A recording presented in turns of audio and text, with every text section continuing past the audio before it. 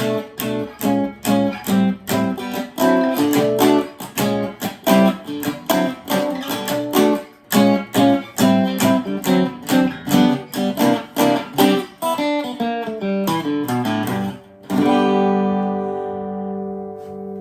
hello everyone. Good morning to you. By the time you get this, it's 5 a.m., so that's here in the United States, of course. It was brought to my attention that in Germany, it's 2 o'clock p.m. So good afternoon, Germany. And good morning, all of you in the United States. And I'm here again, brought back this Zenith, Epiphone Zenith that I have purchased. I did the opening on yesterday, and I didn't really have any time to talk about the guitar, but I thought today I would share a little more information about this instrument that I purchased when I was in Spokane, Washington during my road trip. I really enjoyed that store. It's called Marks. He actually gave me a t-shirt too. I have it on right now. It's Marks in Washington, Spokane. And if you're ever there, you should stop by. They're just wonderful people. They have a nice selection of instruments that are cost-friendly. And I think they also had some really interesting extras, things like strings and things that you don't usually find in other stores. So, for instance, I was surprised to find Stringjoy there. I don't know if you know anything about the Stringjoy. They're made in Nashville, but generally when you get those, you have to go online, and it's not something you see in a storefront. At least I haven't. That was the absolute first time. So it was a real nice visit there. But when I was there, I came across this instrument, and it was up on the wall behind the desk, and I asked about it, and he took it down, and when I picked it up and played it, I was just completely surprised. There's actually a video of me playing it for the first time. I'll link it. I'll link that particular episode of the road trip. But so it was just a surprise when I picked it up immediately. I started getting just it felt so comfortable to me, and it also kind of brought back the old memories of the guitars we used to play when we were younger. And this one, he said, was made in 1951. Well, if you look inside this guitar, there's a really nice label, and there's no way you can see it here, but it says it's made in New York. Well, the instruments were made in New York prior to the 60s, so we know that this one falls in the 50s. So then the next question is, how did they know it was 1951? Well, I'm assuming that they looked at the serial number and looked it up. Well, I did the same thing, but I went to the unofficial registry of Epiphone guitars. It's online, and they're trying to collect information. I think for the most part, the information comes from old Epiphone records. And sure enough, when I was on there, I actually found the serial number for this instrument, which they identified as a Zenith, and and they also stated that the year was 1950, not 1951. So, I guess the jury's out. I'm not sure how they came up with 1951 to begin with, but according to that registry, this guitar is 1950. The other thing that I think is really neat is that I do have the pick guard. There's a picture of the Zenith. I don't think it's necessarily this actual Zenith, but there is a picture of the Epiphone Zenith, and it has the same pick guard, which I have, and it's not mounted because I don't have the mounting brackets, but you can see it's a beautiful pick guard. In fact, I have to show you that. I'm going to take a flashlight here. I'll put it behind it. You can see the beautiful, let's see here. Let's not get this, see how this works. There we go. See how beautiful that is? Now, there's a question, is that tortoiseshell, or is it some kind of a plastic? I'm not really sure which one it is. I have to say it's very, very heavy in terms of the thickness. But it might just be, I really don't know. I'm not quite sure how you can tell if it's tortoiseshell or not. But anyways, it is the pick guard. It looks to be the original pick guard for this. So I'll be getting a mounting bracket. I'm going to put it on. It has an old metal E on here for the man that Eppie was his name, that started making the guitars, and prior to that, this Epiphone was making mandolins and other types, banjos and what have you. But Eppie, who was the son of the original owner, he was the one that started making guitars. And of course, Epiphone, that's where that name comes from. And from what I understand, the phone side is a Greek word, phone. It means voice. So Eppie was his nickname. Voice is, of course, the voice of the guitar. I thought that was quite clever for him. So it does have a pick guard. It's a really nice size guitar. Originally, when they started making these in the 30s, the Zenith, they were much smaller. They were like a 14-inch bout. Now this one here, later on in the 50s, they changed to a 16-inch bout, and that's what this is. Actually, I think it was in the 40s they changed it.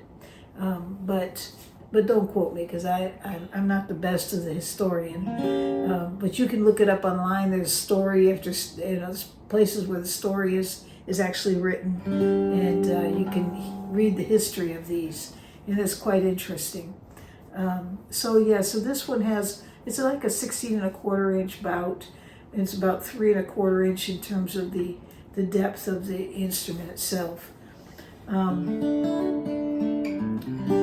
When I got this instrument, of course, it was all pieces. I had to put the floating bridge back on. And of course, you want to make sure you get it in the right place so that the intonation is right. And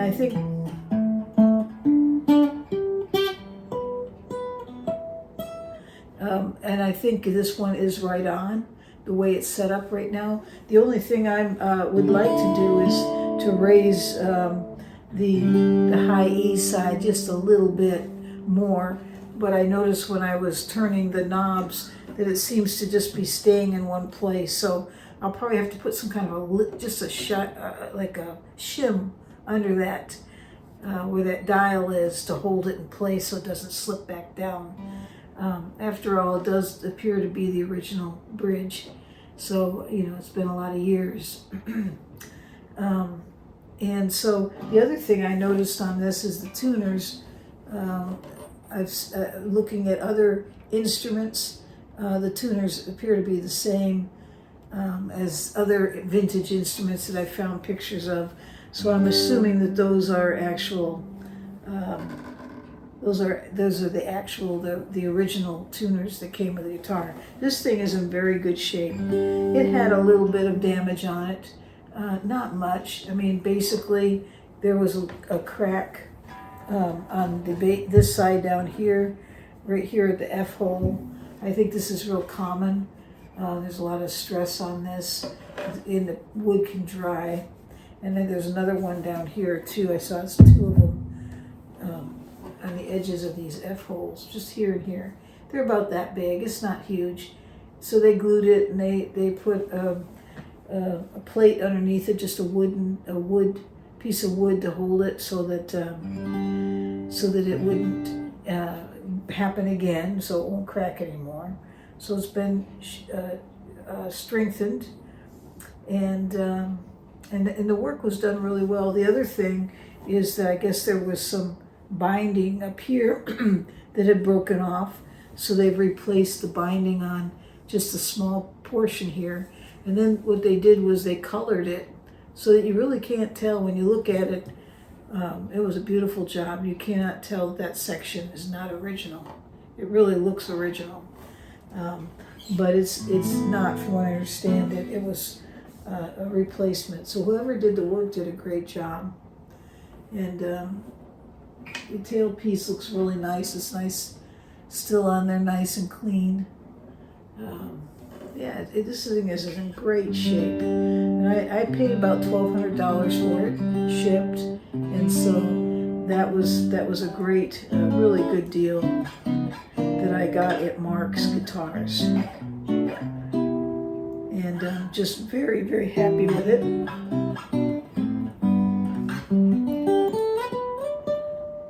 It had the original case with it, and it's orange inside. I think that orange color is an unusual color. Usually they're red, but this one's orange. I thought maybe it might have faded, but you would think that the red would still be on the inside or on the edges, and it's not. It looks pretty much like the case is orange on the inside.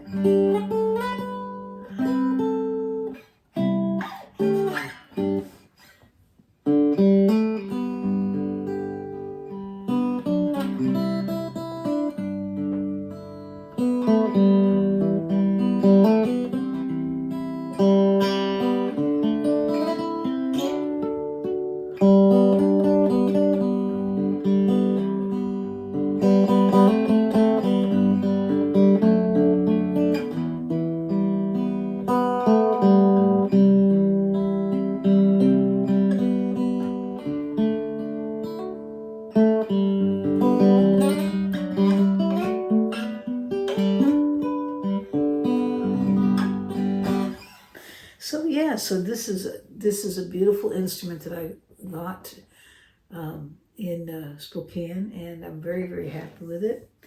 And I just wanted to show you a little bit more about it.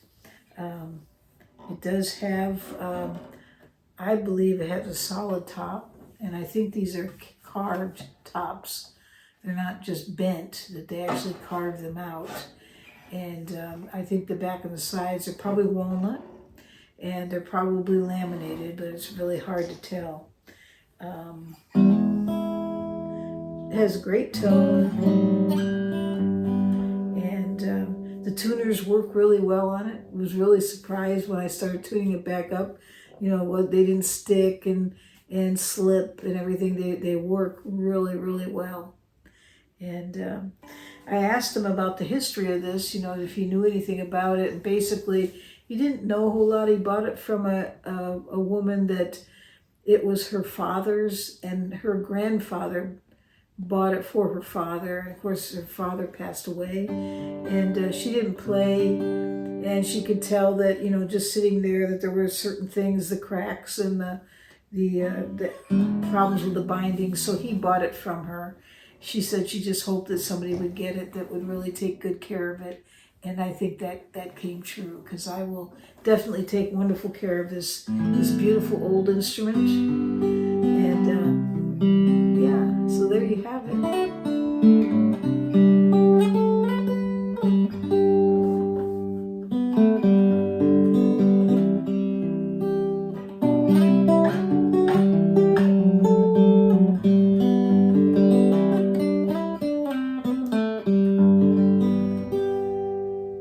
Doesn't that sound great? So there you have it, a 1950, maybe 51, Zenith Epiphone with a case and a very beautiful pickguard to go with it. All right, well, I hope you all have a great day out there, wherever you are in this world.